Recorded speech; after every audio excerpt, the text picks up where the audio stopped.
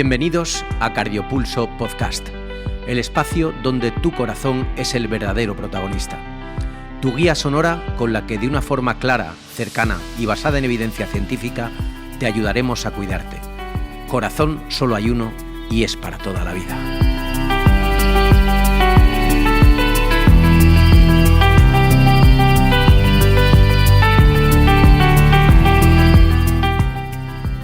En el capítulo de hoy abordamos un tema cada vez más frecuente y muy importante para nuestra salud: la relación entre obesidad y corazón. En este episodio descubrirás cómo pequeños cambios pueden ayudarte a vivir mejor y proteger tu salud cardiovascular. ¡Empecemos!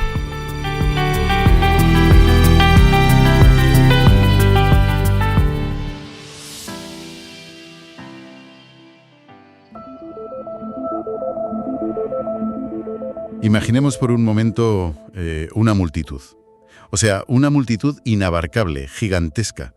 Si se intenta visualizar a 1.500 millones de personas juntas, pues la mente humana simplemente colapsa. Claro, es que es una cifra astronómica, totalmente incomprensible a escala real. Exacto. Estaríamos hablando de juntar a casi la población entera de un par de continentes. Y esa es exactamente la cantidad de adultos en todo el mundo que actualmente viven con sobrepeso. Madre mía. Sí. Y de esa inmensa marea humana, pues los datos se vuelven aún más específicos y preocupantes. O sea, 200 millones de hombres y 300 millones de mujeres entran directamente en la categoría médica de obesidad. Son números que asustan, desde luego. Totalmente. Y por eso, la misión de este análisis a fondo de hoy es desentrañar qué hay realmente detrás de esos números. Queremos entender, la mecánica exacta de cómo el peso afecta al corazón, analizar críticamente las métricas que definen la salud y sobre todo descubrir el poder sorprendentemente curativo que tienen las pequeñas reducciones de peso. Y para entender la verdadera magnitud de esa cifra que dabas, de 1.500 millones, es obligatorio mirar hacia el pasado reciente, porque esto no ha sido siempre la norma. Estos valores se han duplicado desde el año 1980. ¡Wow! Duplicado en apenas unas décadas. Exactamente. Es un dato que debería hacernos detenernos un segundo. En muy poco tiempo, la humanidad ha experimentado un cambio biológico y estructural sin precedentes en su historia evolutiva. Y es fundamental establecer desde este primer minuto que aquí no se está hablando de una cuestión estética. Claro. Nada de cánones de belleza. Eso es, ni de presiones sociales sobre la imagen. Se trata de una enfermedad crónica grave que ha alcanzado unas proporciones epidémicas a nivel global. Ya, es que es una epidemia invisible, ¿sabes? Precisamente porque la sociedad se ha acostumbrado a verla todos los días en la calle. Se ha normalizado lo que biológicamente es una anomalía muy reciente. Efectivamente. Lo vemos tan a menudo que pierde el impacto clínico. Pero, claro, si se trata de una epidemia global que afecta a tantísima gente en todos los rincones del planeta, pues surge una gran pregunta. ¿Cuál es la vara de medir universal? O sea, ¿cómo sabe la comunidad médica en qué punto exacto se encuentra un cuerpo frente a esta situación? Vale, vamos a desgranar esto. Adelante, a ver. Se puede pensar en ello como si fuera el cuadro de mandos de un coche. Aparece una luz en el salpicadero que indica que el motor está trabajando pues, por encima de sus posibilidades, que se está sobrecalentando. Me gusta esa analogía. Hace falta una métrica básica y rápida para evaluar la maquinaria humana. ¿Cuál sería esa luz de advertencia? Pues en el ámbito médico, esa luz del salpicadero es lo que se conoce como el índice de masa corporal, o IMC. Es esencialmente una herramienta de medición epidemiológica que relaciona dos variables muy directas, que son el peso de una persona y su altura. Las variables más básicas, vamos. Claro. La fórmula matemática simplemente divide el peso en kilogramos por la altura en metros al cuadrado. O sea, kilogramos por metro cuadrado. Y a partir de ahí se clasifica la población en grandes grupos. Vale. Para que quienes nos escuchan puedan tangibilizar esto un poco, porque las fórmulas a veces quedan en el aire, imaginemos dos ejemplos concretos. Perfecto, ponme en situación. Un hombre que pesa 77 kilos y mide 1,70 metros. Si aplicamos la fórmula, dividimos 77 entre 1,70 al cuadrado, y eso nos da un IMC de 26,6. Exacto, 26,6. Y por otro lado, una mujer que pesa 63 kilos y mide 1,65 metros. 63 entre 1,65 al cuadrado nos da un IMC de 23,1. Muy buenos ejemplos. Pues con esos números en la mano vamos a ver qué significan en la tabla de clasificación. A ver, ilumínanos. Empezamos por abajo. Menos de 18,5 se considera bajo peso. De 18,5 a 24,9 estamos en el rango normal, que, fíjate, sería el caso de la mujer de tu ejemplo con su 23,1. Vale, ella estaría en la zona verde del salpicadero. Eso es. Luego, de 25 a 29,9 entramos en sobrepeso. Aquí es donde cae el hombre de tu ejemplo, con ese 26,6. O sea, ya se encendió la luz ámbar. Exactamente. Y a partir de ahí la cosa escala. De 30 a 34,9 es obesidad clase 1. De 35 a 39,9 es obesidad clase 2. Madre mía, va subiendo por tramos de 5. Sí, y finalmente, cualquier valor igual o mayor a 40 se clasifica como obesidad extrema o clase 3. Pero, espera, aquí hay algo que siempre me ha generado dudas. Y supongo que a mucha gente también. Si el objetivo es ser precisos con una epidemia tan grave, ¿no es el IMC una métrica demasiado simplista? Es una buena pregunta, sí. Casi anticuada, diría yo. Porque siempre se lee que esta fórmula pues no distingue entre la grasa y el músculo. Un atleta olímpico o, yo qué sé, un jugador de rugby con una masa muscular tremenda podría dar un resultado que le clasifique con sobrepeso o incluso obesidad. Totalmente, sí. Cuando en realidad su porcentaje de grasa es bajísimo. A ver, si la medicina moderna es capaz de secuenciar el ADN, ¿por qué se sigue utilizando el equivalente al salpicadero de un coche de los años 80 para diagnosticar a los pacientes hoy en día? Es una crítica absolutamente válida y además muy común. A nivel individual, el IMC tiene puntos ciegos enormes, precisamente por lo que mencionas. La densidad ósea pesa, la masa muscular pesa muchísimo. Claro, el músculo es muy denso. Sin embargo, se sigue utilizando por una razón de puro pragmatismo médico a gran escala. Es que es una prueba que cuesta 0 euros. Ya, la rentabilidad manda. No requiere maquinaria compleja, no emite radiación y se puede calcular en cualquier rincón del mundo en 5 segundos con una simple calculadora. Cuando se analiza una población de 1.500 millones de personas, pues las excepciones estadísticas, como los atletas de élite, se diluyen. Entiendo. El margen de error asume a esos pocos deportistas. Exacto. A nivel poblacional, la correlación entre un IMC alto y el riesgo real de enfermedad crónica es indiscutible. Nos da una cartografía muy clara de dónde está el problema a nivel global. Vale, entiendo el punto pragmático. Sirve para ver el bosque, aunque a veces confundo un pino con un roble. Pero eso me lleva a un desafío conceptual más profundo. Cuéntame. El IMC nos da un número general, una visión de conjunto. Pero el cuerpo humano no es un bloque uniforme de arcilla. O sea, no somos cilindros perfectos donde la masa se distribuye por igual. Desde luego que no. Entonces, ¿realmente importa dónde se acumula exactamente ese peso que marca la báscula? Porque la intuición dice que no debería ser lo mismo tener tejido adiposo acumulado en las caderas o en las piernas, que tenerlo concentrado alrededor de la cintura. Si conectamos esto con el panorama general de la salud cardiovascular, acabas de dar con la pregunta clave de toda la biología metabólica. Y la respuesta es que no, rotundamente no da lo mismo. ¿Ah, no? ¿Qué va? No toda la grasa del cuerpo es igual, ni se comporta de la misma manera a nivel químico. Las personas con sobrepeso u obesidad tienen, por definición estadística, mayores probabilidades de sufrir ataques cardíacos y derrames cerebrales, ¿sí? Vale, eso es lo que asume el IMC. Pero el enemigo verdaderamente focalizado, el mayor riesgo biológico, reside en lo que llamamos la grasa abdominal o visceral. Esta grasa que se acumula en el vientre, profunda entre los órganos. La típica barriga, para entendernos. Exactamente. Está estrecha y directamente vinculada a otros factores de riesgo cardiovascular gravísimos. Desencadena la diabetes, dispara la hipertensión, fomenta un aumento patológico de la masa cardíaca y altera completamente los niveles de colesterol. Fíjate, esto es fascinante porque cambia la imagen mental típica que tenemos.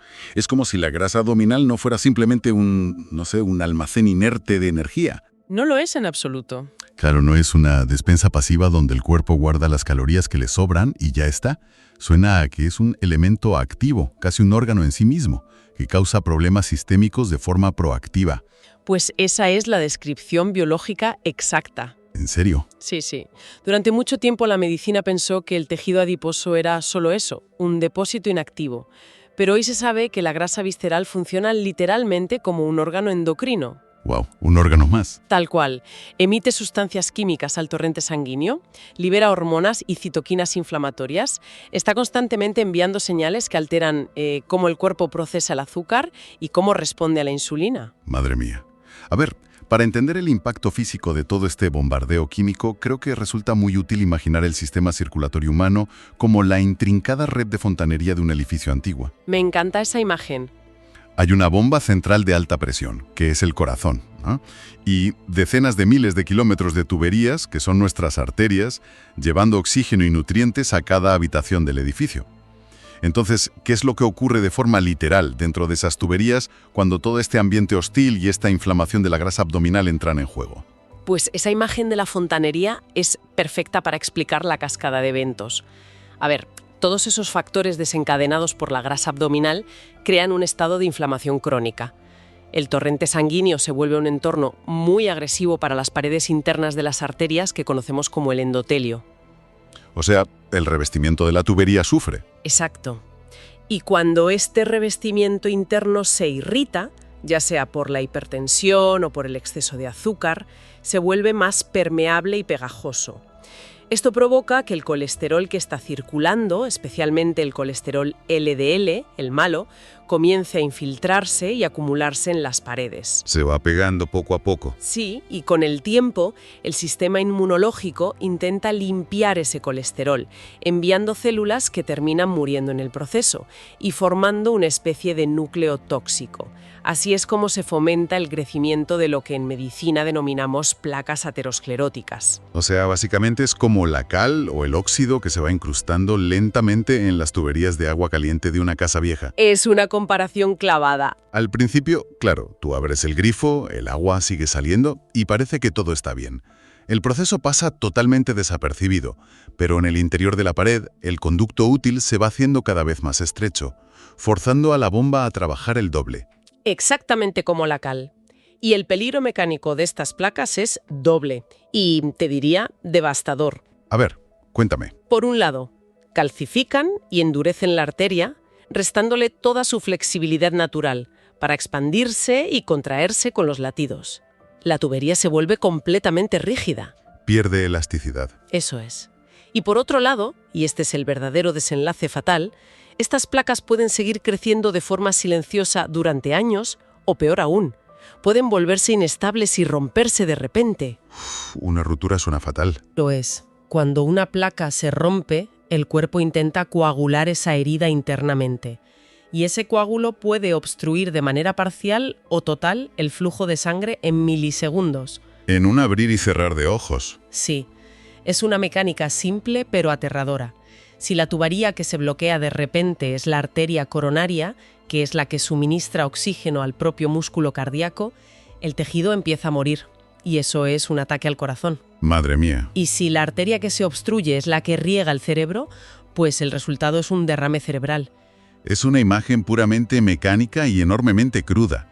O sea, visualizar arterias bloqueadas, rígidas y a punto de romperse puede sonar muy alarmante, casi desesperanzador para cualquiera que nos esté escuchando y analizando su propio riesgo. Es duro de escuchar, sí. Pero claro, sabiendo cómo se obstruye el sistema y cómo se genera esa cal biológica en las tuberías a raíz del peso extra, la duda inmediata recae sobre el reverso de la moneda, o sea, la reparación. Claro, el que podemos hacer. Exacto. ¿Qué impacto real tiene intentar revertir este proceso? Es decir, si el cuerpo de una persona ya se encuentra dentro de una categoría médica de obesidad o de sobrepeso importante, ¿hay esperanza real de limpiar las tuberías sin tener que hacer algo imposible como cambiar de cuerpo por completo o volver a nacer? Lo fascinante aquí es cómo responde la fisiología humana cuando se le da un pequeño respiro. Aunque sea mínimo, existe una gran asimetría en la pérdida de peso, y es una asimetría que juega muy a favor del paciente. ¿Asimetría en qué sentido? En que no se necesita perder una cantidad monumental ni la mitad del peso corporal para empezar a ver beneficios drásticos a nivel celular y circulatorio.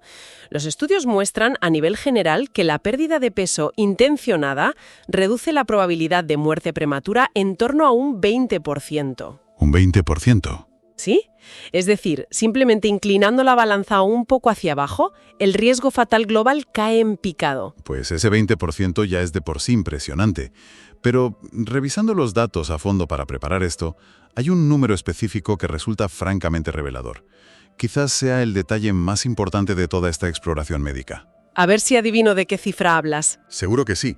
En pacientes que sufren de obesidad o sobrepeso y que además ya han desarrollado complicaciones metabólicas como la diabetes, perder solamente un 10% de su peso corporal inicial reduce sus posibilidades de sufrir un ataque al corazón, un derrame cerebral o una muerte prematura entre un 20 y un 25%. Es un dato brutal, es un margen de beneficio médico absolutamente extraordinario para una reducción porcentual que sobre el papel pues parece muy modesta. Es increíble.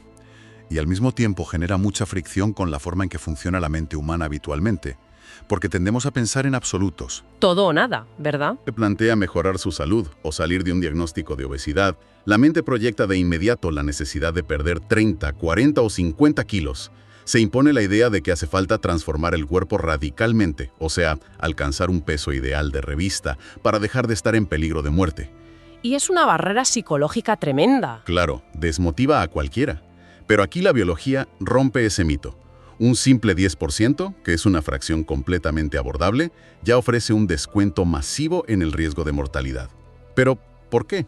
Esa es la clave. Si una persona pesa 100 kilos y pierde 10, sigue pesando 90 kilos, lo cual probablemente la mantenga en una categoría de sobrepeso en ese salpicadero del IMC. El cuerpo sigue cargando con muchísimo peso extra. Entonces, ¿por qué el metabolismo es tan agradecido con ese primer 10%? Es una pregunta excelente que toca justo el núcleo de cómo almacenamos la energía. Y la respuesta radica en de dónde sale esa primera fracción de peso. No sale de cualquier lado. Para nada. Cuando se entra en déficit de energía, el cuerpo no quema grasa de manera uniforme de todas partes a la vez. Generalmente, una de las primeras reservas que el cuerpo empieza a vaciar es precisamente la grasa ectópica. La visceral, de la que hablábamos. Exacto, la grasa visceral peligrosa que rodea órganos vitales como el hígado y el páncreas. Al reducir incluso unos pocos gramos de grasa directamente del hígado, la resistencia a la insulina mejora casi de la noche a la mañana. ¡Qué barbaridad! ¡Qué rápido! Es instantáneo. La inflamación sistémica baja rápidamente. Las tuberías, siguiendo tu analogía de antes, dejan de recibir ese bombardeo tóxico constante. Por eso el beneficio cardiovascular es tan desproporcionadamente grande frente al esfuerzo numérico en la báscula. Se trata de un nivel de eficiencia biológica asombroso, la verdad. Totalmente. Entonces, sabiendo que este objetivo pragmático del 10% tiene un poder curativo, preventivo y desinflamatorio tan potente, el siguiente paso ineludible en este análisis es abordar el terreno de la acción. Hay que ponerse manos a la obra. Hace falta entender la hoja de ruta física y alimentaria para materializar esa bajada, porque la ciencia apunta a que la mayoría de los pacientes pueden lograr este descenso mediante ajustes concretos en su estilo de vida, aunque se sepa que, la medicina tiene otras herramientas para los escenarios más graves. Entonces, ¿qué significa todo esto a nivel estrictamente práctico? ¿Cómo se traduce ese deseo de perder un 10% en decisiones diarias reales? Pues, al final de la cadena biológica, todo tiene que pasar por la inquebrantable ecuación de la energía. Las famosas calorías que entran por las que salen. Eso es. Para desencadenar esta pérdida de peso que protege el corazón, la intervención principal está en reducir la ingesta de energía diaria en una horquilla de entre el 20 y el 25%. No se trata de matarse de hambre, ojo. No, claro, dietas milagro, ¿no? Cero. Se trata de crear un déficit constante y manejable. Y, por supuesto, esa reducción de combustible entrante tiene que ir acompañada obligatoriamente de una vida físicamente activa. Moverse más. Exacto. Esa combinación doble de ingerir un poco menos de lo que se gasta y mover más la maquinaria es el catalizador perfecto. No solo reduce el peso al forzar al cuerpo a usar sus reservas de grasa, sino que la propia actividad física ayuda de forma directa e independiente a sensibilizar los músculos a la insulina. O sea, tiene beneficios paralelos a la simple pérdida de peso. Muchísimos. Ayuda a relajar y dilatar los vasos sanguíneos bajando la presión arterial y a barrer ese colesterol problemático del torrente sanguíneo. Pero, claro, si se habla de reducir la energía un 20%, un crítico diría que no todas las calorías tienen el mismo impacto hormonal. O sea, es como intentar mejorar el rendimiento de un coche de carreras simplemente echándole menos gasolina, sin importar si esa gasolina está mezclada con barro. ¡Qué buen ejemplo! Es tal cual. Es necesario entrar a valorar de qué están compuestas esas calorías, ¿verdad? Totalmente de acuerdo. Ese enfoque de solo contar números en una aplicación es muy incompleto. No se trata únicamente de reducir la cantidad bruta de energía, sino de optimizar drásticamente la calidad y la densidad de lo que se ingiere. Lo que se pone físicamente en el plato es de una importancia vital para calmar esa inflamación de la que hablábamos. Apagar el fuego desde dentro. Exacto. A nivel dietético, la evidencia médica es abrumadora sobre qué priorizar y qué eliminar de la despensa. La estrategia requiere enfatizar de manera decidida el consumo de alimentos ricos en fibra y nutrientes. Estamos hablando de frutas frescas, verduras, legumbres, un buen puñado de frutos secos y cereales integrales. Básicamente comida real. Sí, y estos alimentos, debido a su estructura celular, se digieren lentamente, mantienen saciado al individuo y cuidan el ecosistema intestinal, lo cual es fundamental para el bienestar arterial. Básicamente alimentos que tienen un solo ingrediente en la etiqueta, o sea, un plátano, unas lentejas. Y la contrapartida a eso está bastante clara, imagino. Efectivamente, la defensa del cuerpo exige limitar drásticamente los azúcares añadidos, las harinas refinadas y las grasas animales altamente procesadas. Esta modificación dietética profunda actúa como un escudo doble. A ver. Y por otro, provee de antioxidantes que defienden activamente a la pared arterial de la formación de nuevas placas. Volviendo a la mecánica, es literalmente purgar el sistema cambiando el tipo de combustible para que la maquinaria no genere tantos residuos. Es un camino muy claro. Muy lógico. Pero también es crucial tocar todas las realidades médicas, porque al inicio de la conversación quedó muy claro que la obesidad es una enfermedad crónica. Así es. Y cuando una patología está en un estadio sumamente avanzado o agresivo, pues a veces cambiar la dieta y salir a caminar lamentablemente no basta. Hay un punto de no retorno mecánico donde la intervención requiere más contundencia. Tienes toda la razón. Y hay que introducir un matiz de suma importancia aquí, y ser muy rigurosos con la realidad clínica. Dado que la obesidad severa produce alteraciones metabólicas profundas que a veces hacen que el cuerpo luche agresivamente para no perder peso, hay casos donde los cambios en el estilo de vida o incluso las terapias farmacológicas de última generación no son suficientes para evitar un desenlace fatal a corto plazo. Claro, el cuerpo se resiste. Mucho. Por eso, cuando se diagnostican situaciones de obesidad extrema acompañadas de comorbilidades graves, la cirugía bariátrica se convierte en una opción médica indispensable. Reducir el estómago, entiendo. Sí, pero va más allá. Este tipo de intervenciones no solo reducen el volumen del estómago, sino que alteran dramáticamente las hormonas intestinales que regulan el hambre y el metabolismo del azúcar. Un reseteo del sistema. Podría decirse. Sin embargo, ojo, no es un paso mágico que se decida de un día para otro. Exige una evaluación exhaustiva, una preparación psicológica profunda y un seguimiento continuo por parte de un equipo multidisciplinar en un centro especializado. No es entrar al taller y salir arreglado, vamos. Para nada. Es una herramienta potente en el arsenal clínico, sí, pero reservada para proteger y salvar la vida en los escenarios de mayor riesgo. Pues ha sido un recorrido analítico denso y lleno de matices. Si se hace un pequeño ejercicio de recapitulación, se empezó visualizando esa multitud abrumadora. Desde el año 1980, el panorama metabólico del planeta se ha transformado hasta dejar a 1.500 millones de adultos lidiando con el sobrepeso. Así empezamos, ¿sí? Luego se revisó cómo la medicina usa el índice de masa corporal como un faro poblacional a pesar de sus imperfecciones técnicas. El famoso salpicadero. Eso es. Se ha desgranado la biología celular de la grasa abdominal, entendiendo cómo funciona casi como un órgano tóxico que oxida y bloquea el interior de las arterias, poniendo el corazón en jaque con esas tuberías obstruidas. Una bomba de relojería. Y quizá lo más importante, se arrojó luz sobre el inmenso poder médico que reside en la proporción del 10%. Entender que no hace falta buscar la perfección estética, sino que reducir una décima parte del peso a través de ajustes manejables en la energía y en la nutrición, pues tiene la fuerza suficiente para desactivar el riesgo y salvar la vida. Es el gran mensaje de esperanza. Todo esto dibuja un mapa muy detallado de la asombrosa y resiliente maquinaria de la biología humana, pero uniendo todas las piezas del tablero médico, me surge un pensamiento que resulta imposible esquivar para quienes nos escuchan. A ver, Adelante. Si las matemáticas fisiológicas para perder peso están tan bien documentadas y si los beneficios son tan espectaculares y al mismo tiempo las estadísticas muestran de forma innegable que los diagnósticos a nivel global se han multiplicado por 2 de manera implacable desde el año 80, esto invita a una reflexión que trasciende a la propia medicina. Totalmente. Cabe preguntarse muy seriamente, ¿nos enfrentamos como sociedad únicamente a una crisis masiva de falta de voluntad individual a la hora de comer? ¿O por el contrario hay algo estructural, sistémico e invisible en la forma en que el mundo moderno ha rediseñado velozmente los entornos urbanos, la cadena de producción alimentaria y las jornadas de trabajo en los últimos 40 años, construyendo un ecosistema que empuja inevitablemente a la humanidad entera hacia estos alarmantes números? Es una pregunta que definitivamente cambia el foco de todo este asunto, moviéndolo de la culpa individual al diseño de la sociedad en la que vivimos. Muchísimas gracias por acompañarnos en esta profunda exploración. Se espera que todos estos conceptos biológicos y reflexiones aporten una mirada más clara y estructurada sobre algo tan crítico como la prevención en nuestra salud. Ha sido un absoluto placer colaborar en este análisis tan necesario. Hasta la próxima. Y hasta aquí el episodio de hoy en Cardiopulso Podcast. Muchas gracias por estar ahí y dejarnos latir a tu lado. Cuídate mucho y hasta la próxima.